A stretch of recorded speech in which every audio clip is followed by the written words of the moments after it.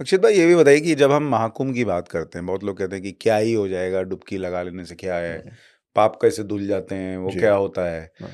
Mahakumbh actually है क्या? ये जो कई लोगों ने ये भी कहा कि 144 साल वाला कोई कॉन्सेप्ट ही नहीं है और महाकुंभ जैसी कोई चीज़ ही नहीं होती, ये तो नाम दे दिया है योगी सरकार ने ताकि थोड़ा पब्लिसिटी हो जाए।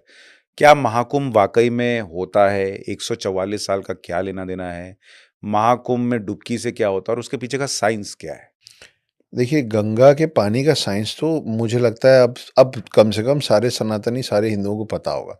वो तो प्रामाणिक है ना? कि गंगा के पानी का अनगिनत बार टेस्ट हुआ है। आप महीनों, सालों गंगा के पानी को आप किसी और पानी को रखेंगे, सड़ जाएगा। गंगा का पानी खराब नहीं होता, है ना? वो त्रिवेणी संगम या जो भी उसके पीछे जो भी वजह है, पर उसमें ऐसे ऐसे एलिमेंट्स हैं जिसके कारण अच्छे-अच्छे रोग ठीक होते हैं। ये सब प्रमाणित है, आप और मैं नहीं बोल रहे हैं। या ऐसा नहीं कि हम अपनी किंवदंतियों में सुनते-सुनते बड़े हो गए हैं कि ऐसा है, कि भई गणेश जी का दाँत ऐसे टूट गया था। नहीं भाई, मतलब प्रत्यक्षदर्शी आप आज भी हैं, आप जाइए और गंगा का पानी को टेस्ट करवा लीजिए। अब हम गंदगी रोक ही नहीं रहे हैं, वो एक अलग बात है। मतलब साबुन भी तो घस-घस के खत्म हो जाएगा ना किसी दिन, वो एक अलग बात है। लेकिन आप सोचिए कि आज से 100 साल, 200 साल पहले गंगा कैसी होती होगी? यमुना की बात तो ना ही करें, है ना? अ, और दिल्ली में बैठ के तो बिल्कुल ही ना करें। लेकिन आप सोचिए कि गंगा कैसा होता होगा? महाकुंभ का कॉन्सेप्ट आज से नहीं है। महाकुंभ का मतलब मैं पढ़ रहा था कहीं तो पता चला कि महाकुंभ कब से हो रहा है वही नहीं पता हम लोग, और वो सच है।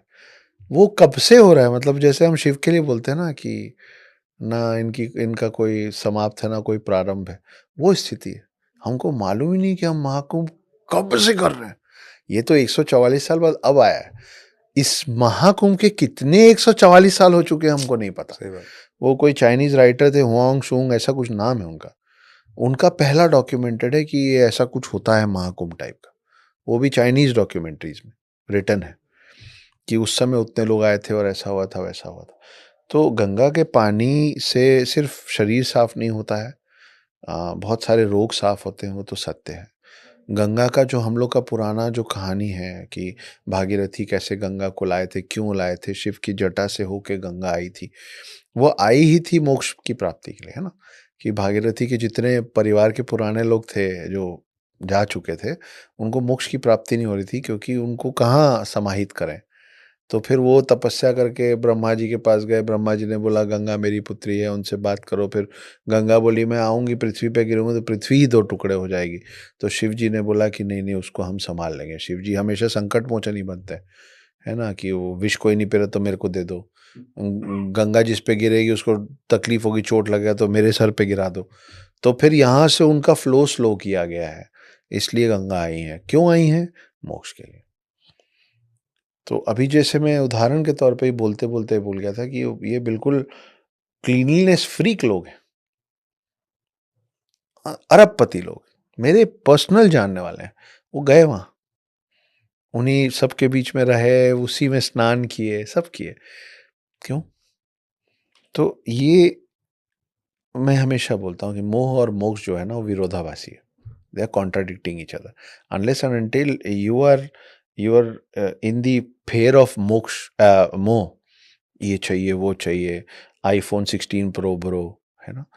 तो आप मोक्ष से बहुत दूर रहेंगे। You can not attain salvation unless and until you are done with all these हुँ। Materialistic world and things. वहाँ पे जाके ना आपको सच में ऐसी चीज़ों से आपका लगाव खत्म होता है।